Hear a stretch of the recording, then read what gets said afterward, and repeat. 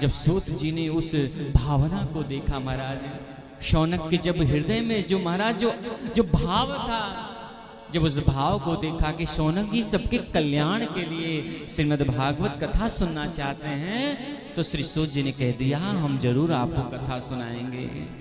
और कौन सी कथा सुनाएंगे? तो सुनो। काल ब्याल मुखग्रास त्रास निर्णास हे तबे, श्रीमद् भागवतम शास्त्रम कलौ किरणेन भासितम। सूत जी कहते हैं जरूर शौनक, तुम्हारे हृदय में जो अज्ञान छिपा हुआ है उस अज्ञान को ज्ञान के रूप में परिणत करेंगे, जो अंधकार है उसको प्रकाश के रूप में परिणत करेंगे। आप थोड़ा सा भी विचलित मत हो, हम तुम्हें जरूर कथा सुनाएंगे। वो कौन सी कथा सुनाएंगे? तो कहा श्रीमद् भागवतम शास्त्रम कलौ किरणेन भासितम। अरे जो श्री सुखदेव भगवान के मुख से निकली हुई जो ज्ञान गंगा है, वही ज्ञान गंगा हम आपको सुनाएंगे, वही श्रीमद् भागवत की कथा सुनाएंगे, जिनके सुनने के बाद राजा परीक्षित का कल्याण हो गया है? जिनके सुनने के बाद भक्ति ज्ञान वैराग्य की स्थापना हो गई, वही कथा मैं आपको सुनाऊंगा, दूसरी कथा नहीं सुनाऊंगा। लेकिन थोड़ा सा विचार करना। श्री सूत जी कहते हैं काल व्याल मुखग्रास त्रास निर्णास हेतवे। आप जब श्रीमद् भागवत की कथा को सुनो तो इतना जरूर ध्यान रखना कि भैया जो शरीर प्राप्त हुआ है, इस शरीर जानते हैं क्या है? काल व्याल। काल मतलब होता है मृत्यु और व्याल मतलब होता है अजगर सर्प। जिस प्रकार से अजगर के सर्प में व्यक्ति बैठा हुआ हो और अजगर सर्प अपना मुख खोल करके रखा हुआ हो। और बंधुओं ध्यान रखना, उस व्यक्ति की मृत्यु कब निर्धारित होगी? तब निर्धारित होगी जब वो अजगर सर्प अपने मुख को बंद कर लेगा, उसी समय उसकी लीला समाप्त हो जाएगी। उसी प्रकार से बंधु हम सभी लोग भी समाज में हैं, इस संसार में हैं, पर ये मत समझें कि भैया हम अमर हो गए। नहीं मेरे प्यारे, हम अमर नहीं हैं। इस जीवन का कोई भरोसा नहीं है, ये जीवन कब समाप्त हो जाए।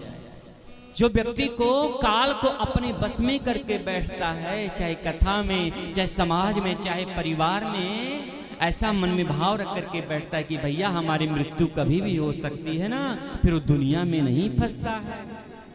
ध्यान रखना, फिर वो दुनिया में नहीं फंसता है महाराज। वो दुनिया में तो रहता है, लेकिन इतना उसको जरूर पता होता है कि भैया ये शरीर तो क्षणभंगुर जीवन की कलिका, कल प्रातः जाने खिले ना खिले हैं। आज श्री सूत जी महाराज ने निवेदन किया, शौनक सुनो। एक भौरा था, ध्यान देकर के सुनना तब आपको समझ में आएगा। मैं बहुत ही सरल व्याख्या आपके सामने कर रहा हूं कि आपके समझ में आ जाए। एक भौरा था बंधुओं, और एक भौरा सायंकालीन का समय हो रहा था, और सायंकालीन के समय में महाराज और एक कमल की पंखुड़ी में जाकर के एक भौरा जो होता है वो जाकर के बैठ जाता है। और जानते होंगे आप लोग, जो कमल का फूल होता है वो जब सूर्य उदय होता है ना, तो कमल का फूल अपने आप खिल जाता है, और जैसे सूर्यास्त होता है वो कमल की पंखुड़ी अपने आप बंद हो जाती है। एक कमल के फूल की सार्थकता है, कमल के फूल के अंदर वो योग्यता है महाराज कि जैसे ही सूर्य उदय होगा वो कमल की पंखुड़ी अपने आप खिल जाएगी, और जैसे ही सूर्यास्त होगा वो कमल की पंखुड़ी अपने आप बंद हो जाएगी। सूर्यास्त का समय हो रहा था महाराज, कुछ ही क्षण बचे हुए थे। एक भौरा जाकर के कमल की पंखुड़ी में जाकर के बैठ जाता है, और महाराज उस रस में इतना रस स्वादन ग्रहण करने लगता है कि वो भूल जाता है कि अभी कुछ ही क्षणों के पश्चात एक कमल की पंखुड़ी अपने आप बंद हो जाएगी। हमें इस कमल की पंखुड़ी से बाहर निकल जाना चाहिए। जिस प्रकार से बंधु हम संसार में आकर के अटक जाते हैं, भटक जाते हैं, उसी प्रकार से भौरा भी भटक गया। वो भूल गया कि सायंकालीन का समय हो रहा है, एक कमल की पंखुड़ी अपने आप बंद हो जाएगी, अब हमें झट से बाहर निकल जाना चाहिए। बंधु सूर्यास्त हो गया और वो भौरा उस रस में इतना रस विभोर हो गया कि वो भूल गया और महाराज उसी पंखुड़ी में छटपटाने लगा है? जब सूर्यास्त हो गया तो कमल की पंखुड़ी बंद हो गई और उसी के अंदर वो भौरा विराजमान है। छटपटा रहा, मैं करूं क्या, मैं कैसे बाहर निकलूं, मैं करूं क्या। फिर विचार करने लगा कोई बात नहीं है, एक कमल की पंखुड़ी बंद तो हो गई है, लेकिन जैसे ही कल प्रातः काल होगा तो एक कमल की पंखुड़ी अपने आप खिल जाएगी और जैसे ही खिलेगी मैं झट से बाहर निकल जाऊंगा। बंधु यही वो सोच ही रहा था। रात्रे गमिष्यति भविष्यति सुप्रभातम। वो भौरा यही सोच रहा था कि रात्रि जाएगी, प्रातः काल होगा और जैसे ही प्रातः काल होगा ये कमल की पंखुड़ी अपने आप खिलेगी और जैसे ही खिलेगी मैं झट से बाहर निकल जाऊंगा।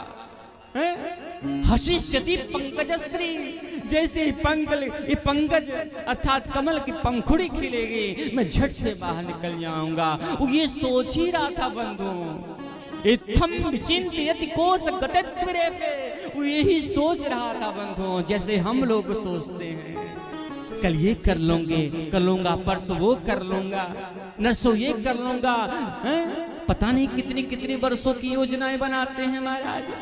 लेकिन बंधु ध्यान रखना, यही वो भी सोच रहा था। उस कमल की पंखुड़ी में बैठ करके यही सोच रहा था भौरा कि प्रातः काल होगा और जैसे प्रातः काल होगा सूर्य का प्रकाश इस कमल की पंखुड़ी पर पड़ेगा और जैसे कमल की पंखुड़ी पर पड़ेगा ये कुमुदनी ये जो कमल है खिल जाएगा और मैं झट से बाहर निकल जाऊंगा। लेकिन जानते हैं क्या हुआ? एक घटना घट गया बंधु।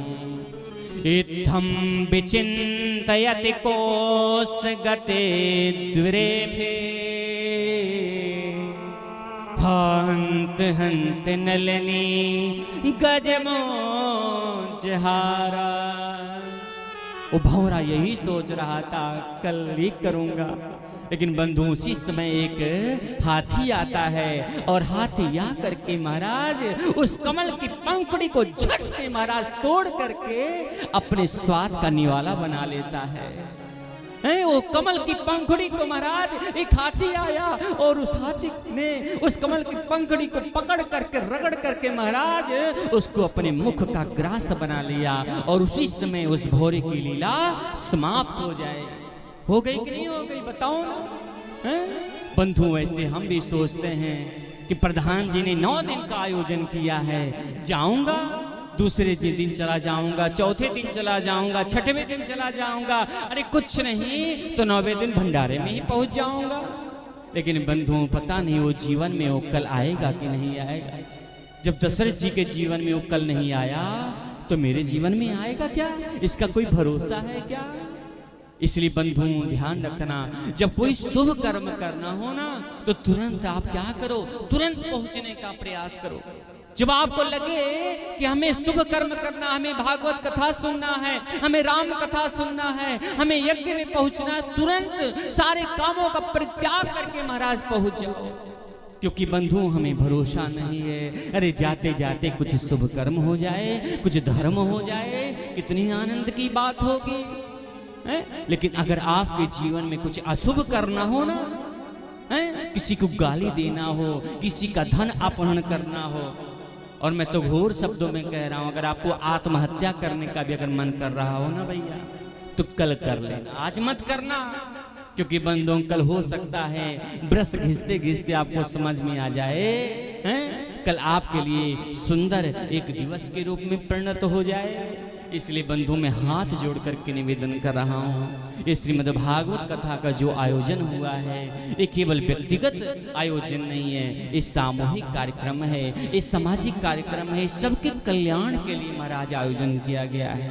तो आप लोग आओ, और मुझे पूर्ण विश्वास है कि आप लोग जहाँ तक भी हमारी आवाज़ पहुँच रही है, सभी इस दूर संचार केंद्र के माध्यम से मैं अपनी माताओं से, अपनी बहनों से, अपने भक्त पुरुषों से निवेदन कर रहा हूँ, इस प्राण प्रतिष्ठा के शुभ आयोजन पर जो ये श्रीमद् भागवत कथा का आयोजन हुआ है, आप सभी लोग आकर के इसमें गोता लगाओ।